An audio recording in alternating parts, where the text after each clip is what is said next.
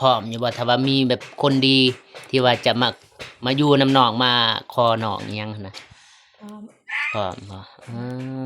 จะได้บ่เจ็บน้องแล้วว่าพร้อมนะสมมุติว่าเป็นบ่ เป็นไปได้บ่เจ็บเอาบ่ตอบก็ได้บ่ตอบก็ได้บ่เจ็บนี่หน้าแดงเลยบ่เจ็บ หน้าแดงปะ หน้าแดงบางยาดำอันนี้แดง อยากขาวหน่อยนึงรู้สึกว่าคันอยู่กับน้องเดิมรู้สึกว่าหล่อขึ้น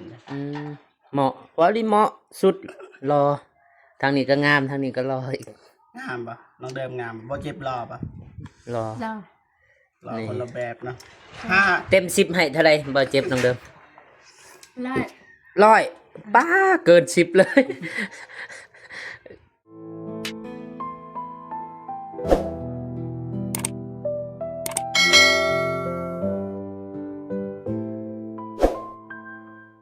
ทักทายสบายดีเด้อสวัสดีพ่อแม่พี่น้องเบิดสู่ผู้สู่คนบ่ว่าจะอยู่ในลาวไทยและก็ต่างประเทศเนาะที่เขามาเบิ่งมาสมส่องของเบาฝนลาวใต้เบาฝนก็ยินดีต้อนรับทุกท่านทุกคนเนาะมื้อนี้เบาฝนกับเบาเจ็บก็ได้เดินทางมาหาน้องเดิมเนาะมาลิ้นกับน้องเดิมตอนนี้ก็ฮอดบ้านของน้องเดิมแล้วบ้านอาลิงเมืองท่าแตงแขวงเสกองทางหลังนี่ก็จะเป็นบ้านของน้องเดิมเนาะหลายๆคนก็คือสีหูละเป็นจะได้บ่าวฝนสิพาไปหาน้องเดิมกันบ่เจ็บสบายดีบ่เจ็บ สบายดี น้องเดิมเถิงเหือนไปหาน้องเดิมไป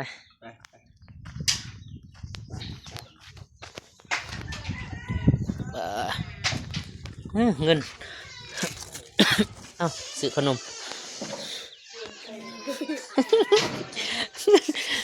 เงินขาดเคิม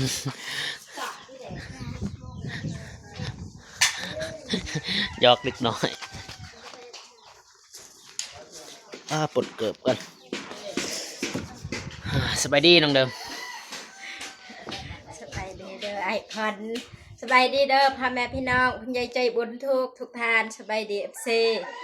เบิร์ดสุขุสุขคนเด้อสบายดี ป้าน้องเดิมมื้อนี้รู้สึกว่าแบบคือแก้มแดงแน่แบบศพแดงวันนี้แต่งตัวงาม แต่งตัว อ้ายก็บ่ได้มาดนละ เดินนางสาด ฝนปูสาดเรียบร้อยปูให้ คน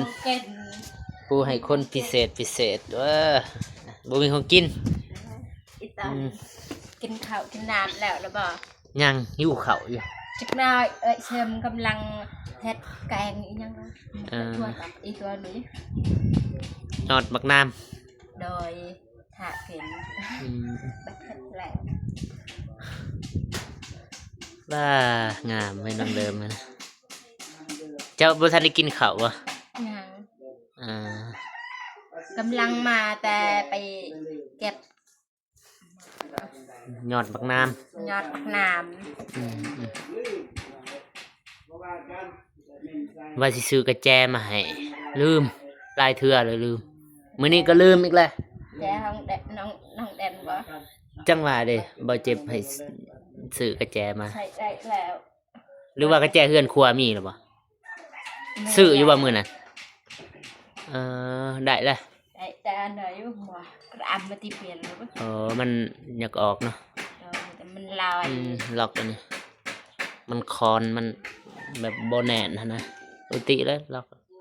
เทไว้ ถ่ายลงสตอรี่ถ่ายนี่ลงสตอรี่รู้สึกว่าหน้าเปลี่ยนมื้อนี้มาหาน้องเดิม ได้ยินข่าวว่าบ่สบายบ่ โดย หายเลย หาย คันบ่หายบ่ทรงสิได้ยินนะพี่น้องเอ้ย เห็นว่ามาแล้วก็ยิ้ม รู้สึกว่าตุ้ยรู้สึกแบบนั้นรู้สึกแบบใด เจ้ารู้สึกว่าเจ้าตุ้ย น้องเดิม โอ้โหขึ้นมารู้สึกตัวเองจ้ะ แก้ไม่ยังเป้งประกายเป้งแบบไปฉีดโบท็อกซ์มาว่า บ่ เป็นยังก็โบท็อกซ์ บ่ท็อก บ่เข้าใจคือกัน วิตามินประเภทหนึงนี่แหละบ่ฮู้คือกันนำบ่เคยฉีด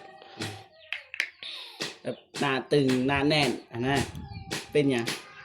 หรือว่าเฮ็ดเวียกบ่หนักบ่ช่วงนี้ โดยอยู่แต่เฮอ แบบอีหยังเขาเอิ้นนี่ นี่ยังเคย คุมตาบ่นั่นน่ะ บ่ทางนี่นะนี่พี่น้องเบิ่งเด้อนี่ตัวนี้นี่ลุมตานะมันแบบอีหยังว่ามันนี่นะตัวนี้ หูอยู่ตาสองสั้นเขาเอิ้น บ่แม่นนี่พี่น้อง แม่น เอิ้นว่านี่ใต้ตานี่เขาเอิ้นนี่อีหยังนี่พี่น้องที่นี่นะบ่ทั้งลุมตาได้ด้วยตากับใต้ตาเขาเอิ้นว่าแต่เฮาบ่ฮู้ว่าเอิ้นอีหยังในภาษาไทยนี่รู้สึกว่ามันตึงนี่นะเด้นี่เห็นไหมอ๋อ น้องเพิ่นว่าบ่ทันได้กินข้าวเพิ่นว่าบ่มีหยัง บ่ทันกินข้าวบ่ สิ นี่ สู่เฮากิน ยังกำลังมาแต่ไปเก็บไปเก็บยอดมาแล้ว ย้อนบักน้ำ ยอดบักน้ำกับไปเสมมึงยา ยังงันมึงนะ อะลุยอะนะภาษาบ้าน ตัวห โอ้ น่อย น้ำเต่าก็แม่น บ่ทันกินข้าว ยัง เบิ่งโมงเอา ถ้ากินข้าวกินน้ำน้ำกันบัดแล้วไอ้เสม 2 โมงตอนนี้ก็14 โมง 16 นาทีแล้วบิดอ้ายสิลงไปเอาอันนี้เนาะ แล้ว ไปเอาของกินบ่มีหยังดอกเล็กๆน้อยๆได้กิน กินบางอ บ่ได้ ย่าง อิ่ม เรือจากเอาเครื่องหั่นแหละ แม่ แม่พี่มันส่งให้ก็เลยซื้อกินน่ะอยากแต่ว่าซื้อลืมซื้อกระแจพี่น้อง กับบรรพับเนี่ยเขาลืมก็ปรึกษาจักสิเฮ็ดจังไดมันลืมนะสิกลับไปก็เปลืองน้ำมันเราถาก ลับไปกลับมา มื้อหน้าจังว่ากันซะ เด้อ ที่จริงนะถ้าว่ามีเงินก็มีสำซื้อกระแจบ่แม่นว่าเฮาสิแก้ตัวว่าบ่มีเงินเฮาลืมอีหลีไป ไป บ่ฝน สิพาน้องเดิมไปเอาถ้วยบ่วงก่อนบ่คนบ่จักสิเข้าเฮือนครัวน้องเดิม อันนี้ก็ให้น้องเดิมจัดการ อันนั้น เจ้าคุณ แม่นๆ ปล่อยสิไป สิ ซอย ลง น้อง ไป เดิม ไป ซิมเด้ ไปเอิ้นน้องซิมหั่นมากินน้ำ ไปเอิ้น ไอ้เอิ้นฮ้อก็ได้ ห้อง ใก ใก ล้ ล้ เซมบ้าไปจิใจดอกบ้า ๆกินข้าวเด้อยบ่เล่นน้องเนาะ เนาะ ภาษาเฮามักเอิ้นเซม เห็นว่าทักมาเสียงเนาะ ถ้วยบ่วงนี่ครบละทีนี้เนี่ยจะแม่นถ้วยทางฝั่งไทยเพิ่นฝากบ่ตัวนี้แม่นบ่ แม่ อืม แม่เห็น กินเฟอเนาะ โอ้หอนเลย ก๋วยเตี๋ยวบ่ไทยเพิ่นเอิ้นว่า อ่ะ ไม่เจ็บ เด้อ บ่คนสิเฮ็ด แกะเป็นอยู่ป่ะ เอ้าเจ็บโอเคจานไอ้บ่ได้แล้วนึงเป็นจานเลย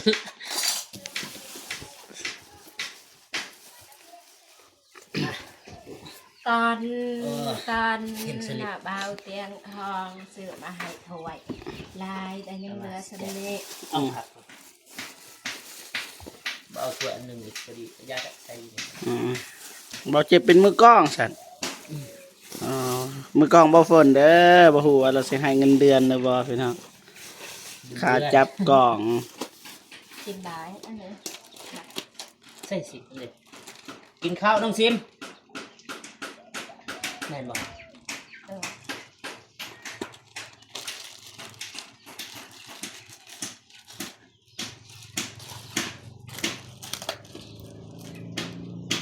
บ่เจ็บกินบ่ได้แบ่งน้องซิมนำเนาะ แม่นไหมแบ่งก็ได้แบ่งน้ำเฮาก็ได้น้องเดิมนี่บ่แบ่งให้น้องเดิมเต็มเลย บ่สนบ่แบ่งนี่ บ่เจ็บนี่แบ่งให้น้องซิมหั่นครึ่งแล้วนะ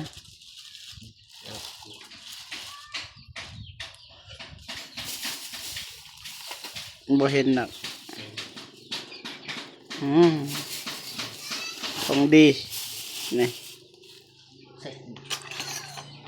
จับเลยว่า เรื่องการบอล บ่ เอา จับ บน บ่เจ็บฟูสิกินสิเนาะ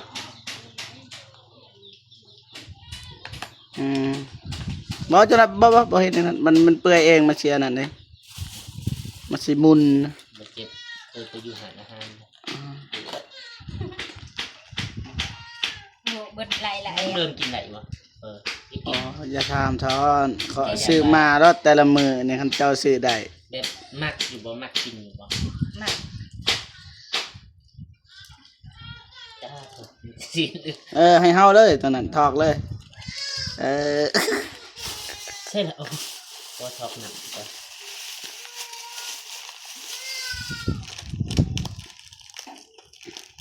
เราหยินอยู่บ่เหรอ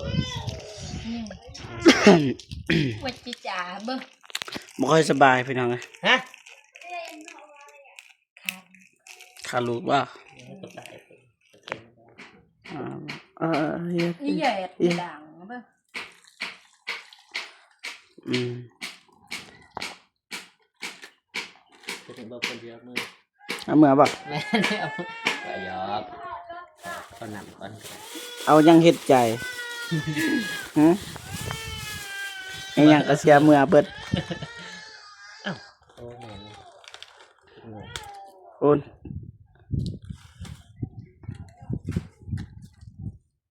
โอ้มันติดตัวคน บ่เป็นยัง ตอนนี้จะเสร็จยังได้มัน เออเป็นอันแดง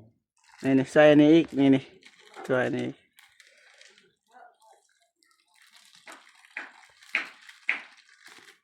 ต้องเด้อหอมนี่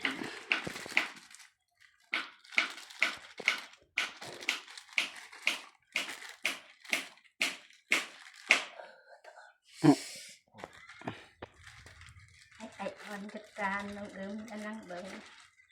สุด เอา ยอ น้อง ด เดิมพง จ นึ ริ ง ง เลยน้องเดิม เอาต้นอันนี้ก็คือบ่มีตอนนี่ตัวนี้ ตัวนี้บ่ รับเอียงเนาะนี่ตัวนี้ ยังเอา หน่อยก็บ่พอจะบ่มีตอนอีก บ่เป็นยังเนาะเฮาบ่ทันได้กินแบ่งนะ ได้สิเป็น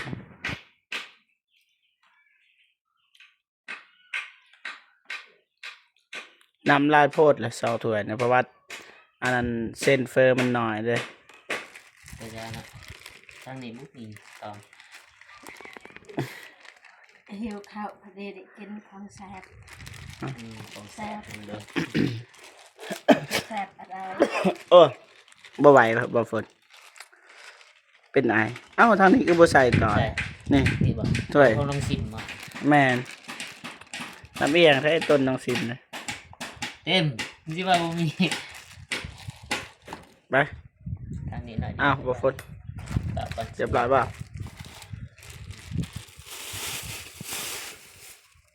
นี่บ่ทันได้ปรุงเลยทันบ่ได้ปรุง ปลูกเองเท่านั้นมักนั่นแหละ บ่คนกินได้เด้อ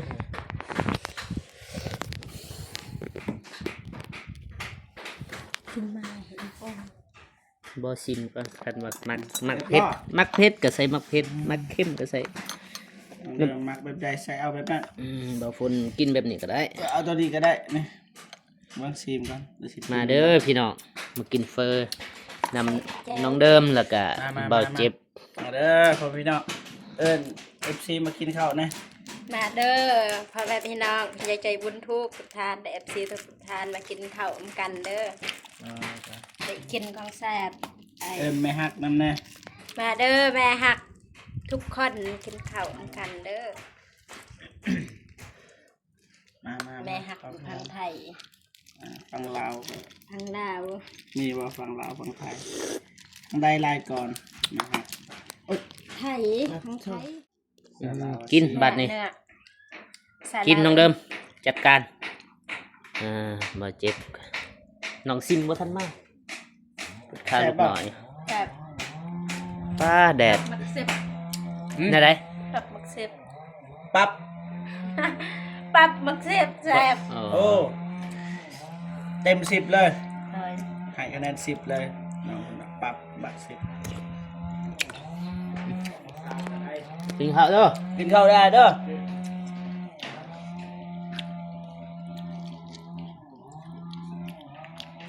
กินข้าวบ่เจ็บห่อนนะเด้ ยับมานี่ยับมานี่ เนี่ย แดดหลังบ่เจ็บพอดีเลยใหม่นี่น้องเดิมอยู่นี่บ่เจ็บอยู่นี่ก็ได้ อีกอย่างก็อันนี้เยอะทางแบบนี้ บ่อยู่หันก็ได้บ่เจ็บได้ เอาสีทายยังได้บัดอยู่ติดน้องเดิมเอาทายบ่ได้อีกได้หยับเลยจำสั่น เปิดกล่องเจ้าตังไว้อยู่นี้เปิดกล่อง นี่แบบนี้ซะ ป้า นี่ บ่อยากพันลนาแล้วเนาะ นี่โอเคได้ว่าพด ได้ นี่กระไรน้องซิมเด็ก ได้ น้องซิมมีอย่างเด็ก ของน้องซิม เห็นนะ น้องจิ๋ว น้องเดิมมาป่อนให้บ่เจ็บเบิ่งจากบาทหนึง ใหญ่ปอนอีกใหญ่เลยใหญ่ปอนอีก มาเด้อท้องกันมาเด้อ บ่พ้นสิกินก่อนแล้วสิทายให้ FC แล้วก็ผู้ใหญ่ใจบุญเบิ่งเอ้ากิน กินแล้วไม่แห้งดอนบ่ได้กิน มีแห้งรสน้องเพิ่นว่า แซ่บ แซ่บกินเบิดเด้ เลย ไม่น้อยกินในอิ่มมีหลายกินในเบิดรู้สึกว่าลายเลยพี่น้อง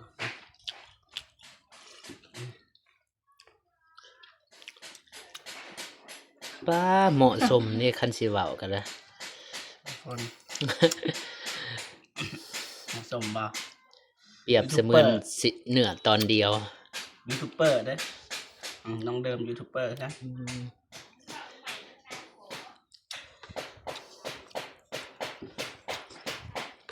น้องเด่นเมื่อได้มาน้องเด่นเดือน เดื ใด อน12 เดือน12 ยามบุญหมดแล้ว จะได้น้องเดิมนอนผู้เดียวนี่บ่เหงาบ่หยานบ่ เงายานได้บ่เป็นเสียดจังได๋ อ้ายขอโทษเด้อคันว่าอ้ายว่าสิถามเรื่องส่วนตัวน้องนะจักหน่อยหนึงนะโบ ตา ราณ มทำดังๆนะ เด้อ ตามดังๆให้ FC ได้ยินนำกัน เหงาบ่แบบอยู่ผู้เดียวยังนอนหยานบ่ เงา อยากหาแบบบ่คิดสิหาแบบคนมาแกะเงาบ่ในนี้นั่นแบบว่า ได้แก่เงา อายุ อยากส น้อ ร้าง งครอบครัว อายุ บ่ อายุน้องจักปีละเดียวนะ เราติดตามแบบนั้นก็ตาม21แล้วพี่นี่ 21บ่ 23 23ล่ะ แล้วตาม เลย ใช้ตอนนั้นไปเช่าปี บ่แล้วบ่ได้เบิ่งปุ่มสมโนแต่บ่แต่เดี๋ยวนี้ได้เบิ่งแล้วในปุ่มสมโนเพราะว่าโอ้ว่า อายุ23 เลย โอ้ พอสร้างครอบครัวแล้ว สร้างครอบครัวได้แล้วซั่น ได้อยู่ไทยก็ได้อยู่ลาวก็ได้แล้วซั่น คิดอยากสร้างบ่ครอบครัว เห็นว่าอ้ายเห็นว่าน้องอยู่ผู้เดียวอะนะ ตอนนี้ยังบ่อยากซะ ยังบ่ เพราะว่ายังตกยังยาก อ้าว จังหน่อยบัดนี้เพราะว่าทางครอบครัวจังหน่อยบ่มีเขาวกินเงินใส่บ่มีจังหน่อยอีตอน บ่ตัวนี้บ่พาเว้าตัวนี้ แต่เรื่องนั้นนั่นคิด บ่แม่นมั้ย เอา แล้ว พ นี่ วก ความหมายดีบ่เพิ่นว่าบ่คืออยากสร้างครอบครัวว่าเพราะว่าอยู่คนเดียว แม่น ถ้ามีครอบครัวเฮาสิหาอีหยังก็ได้ แม่น เฮาสิซอยเฮาสิดึงนำกันได้นะ คู่ชีวิตที่เขามาในชีวิตเฮาคันว่าฮักมักกันเขาก็ต้องสู้นํกันหั่นน่ะ สู้นำกัน คือตอนนี้บ่มีบัดเอากันบางเทื่อมี คันสิท่าให้รวยนี่บ่มีเจ้าสิบ่มีวันสิได้ผัว แม่น บ่แม่นอย่างอื่น อยากถาม บ่แม่ คน วาม สายบุญแหละว่าเรื่องผู้สาวเนาะ อยากถามความรู้สึกน้องอะนะของว่าน้องว่าเหงาอยู่ผู้เดียวอะนะก็เลยอ้ายก็เลยถามอะนะบ่คิดอยากสร้างครอบครัวบ่แต่ว่าเป็นไปได้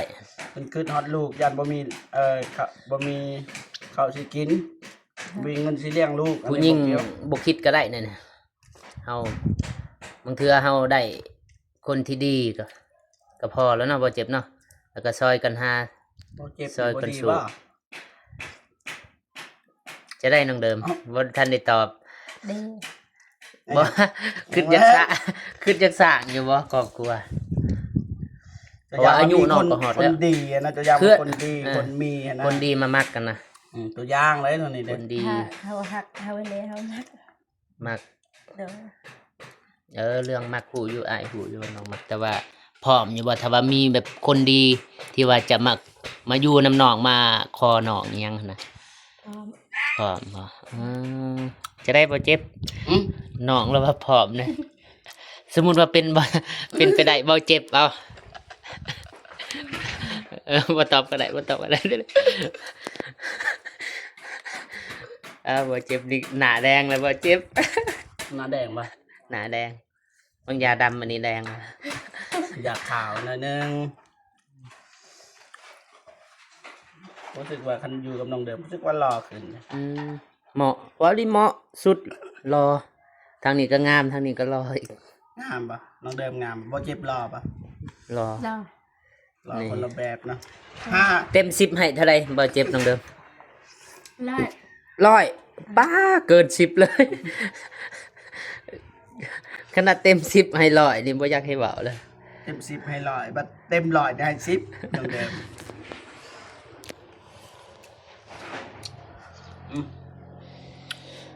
บ่หยอกน้องมันพอไดีม่วนเนาะพอไดีหัว บ่แม่นเว้าหยอกแล้วนี่ถาม ทานหยอกน้องหั่นน่ะ มาไปพี่น้องกินข้าวต่อ เอากินต่อบ่นี่ บ่เจ็บนี่เบิดเลย อิ่มละเบิดแล้วน้อง เอาอิ่มเลยเด้อ แม่ ขอบคุณเด้อผู้ใหญ่ใจบุญอยู่พังไทยแม่เพมที่ซื้อแสนเพิ่มมาให้เกินก็ขอสุขภาพแข็งแรงจะเจ็บจะจนเหตุเวียกการงานอันใดก็คอยรับรื่นเด้อสาธุ สาธุ สาธุ ไปเอาเมียนมาเนี่ย เอ้าบ่เจ็บเนี่ย อาพี่น้องเนาะบ่เจ็บเลยจบคลิปก่อนเนาะจะได้จะขอบคุณแม่ที่ให้กำลังใจ โอเคเนาะพ่อพี่น้องหลังจากที่ว่าเบาเจ็บน้องเดิมแล้วก็เบาฝนได้กินข้าวเรียบร้อยแล้วก็สิไปเบิ่งประตูเฮือนครัวของน้องเดิมมีปัญหาบ่อนใดแล้วก็ทาง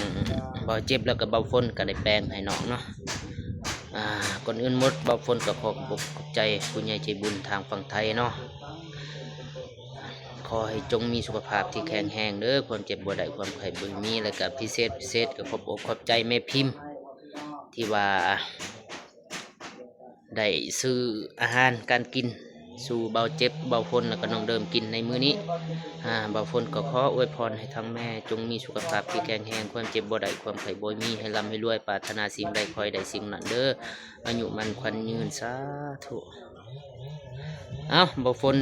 กับเบาเจ็บกับสิขอเดินทางหรือว่าสิไปเบิ่